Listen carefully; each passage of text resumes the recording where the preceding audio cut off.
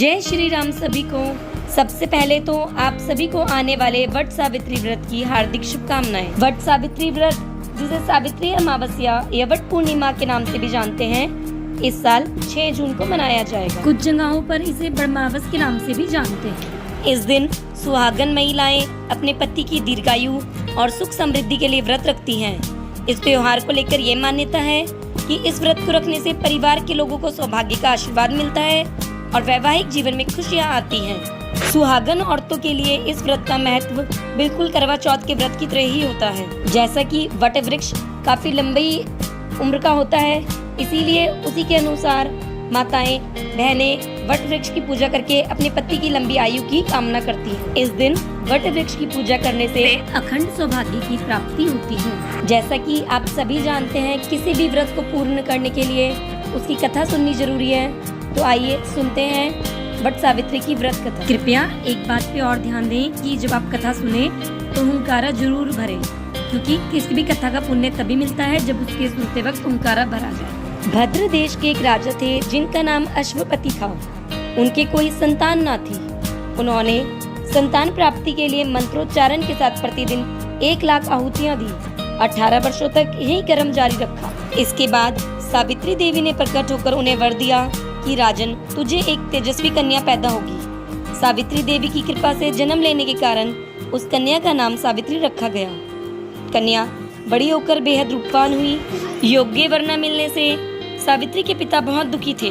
उन्होंने कन्या को स्वयं वर तलाशने भेजा। सावित्री तपोवन में भटकने लगी। वहाँ उसे साल्व देश के राजा द्युमत्सेन मिले। क्योंकि उनका राज्य किसी ने छीन लिया था, तो वह जंगल में रहते थे। उनके पुत्र सत्यवान को देखकर सावित्री ने पति के रूप में उसका वरण किया। ऋषि राज नारद को जब ये बात पता चली तो वह राजा अश्वपति के पास पहुँचे और कहा कि हे राजन, ये आप क्या कर रहे हैं? सत्यवान गुणवान है, धर्मात्मा है और बलवान है, परंतु उसकी आयु बहुत छोटी है। वह अल्पायु है। 1 वर्ष के बाद ही उसकी मृत्यु हो जाएगी। ऋषि राज नारद की बात सुनकर राजा अश्वपति घोर चिंता में डूब गए। सावित्री ने उनसे कारण पूछा तो राजा ने कहा, पुत्री, तुमने जिसे राजकुमार को अपने वर के रूप में चुना है वह अल्पायु है। तुम्हें किसी और को अपना जीवन साथी बनाना चाहिए। इस पर सावित्री बोली, पिताजी, आर्य कन्याएं अपने पति का 1 बार ही वरण करती हैं। राजा 1 बार ही आज्ञा देता है और पंडित 1 बार ही प्रतिज्ञा करते हैं और कन्यादान भी 1 ही बार किया जाता है। वह हट करने लगी और बोली, मैं सत्यवान से ही विवाह करूंगी। राजा अश्वपति ने कोई और चारा न देखकर सावित्री का विवाह सत्यवान से करवा दिया। सावित्री अपने ससुराल पहुंचते ही सास ससुर की सेवा करने लगी। समय बीतता चला गया। नारद मुनि ने सावित्री को पहले ही सत्यवान की मृत्यु के दिन के बारे में बता दिया था। वह दिन जैसे जैसे करीब आने लगा, सावित्री अधीर होने लगी। उन्होंने 3 दिन पहले से ही उपवास शुरू कर दिया। नारद मुनि द्वारा कथित निश्चित तिथि पर पितरों का पूजन किया। हर दिन की तरह सत्यवान उस दिन भी लकड़ी काटने जंगल चले गए और साथ में सावित्री भी गई। जंगल में पहुंचकर सत्यवान लकड़ी काटने के लिए पेड़ पर चढ़ गए। तभी उसके सिर में तेज दर्द होने लगा।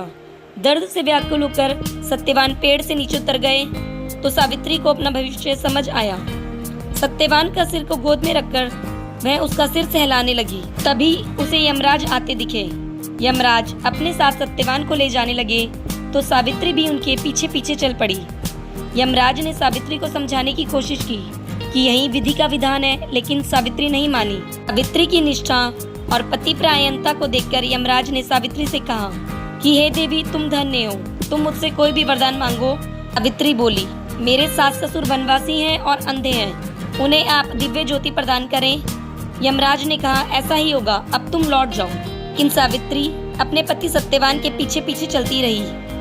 सावित्री ने कहा, भगवान, मुझे अपने पतिदेव के पीछे चलने में कोई परेशानी नहीं है, उनके पीछे चलना मेरा कर्तव्य है। यह सुनकर यमराज ने उसे फिर से एक और वर मांगने के लिए कहा। सावित्री बोली, मेरे ससुर का राज्य छिन गया है, उसे पुनः वापस दिला दे। यमराज ने सावित्री को यह वरदान भी दे दिया और कहा कि अब तुम लौट जाओ।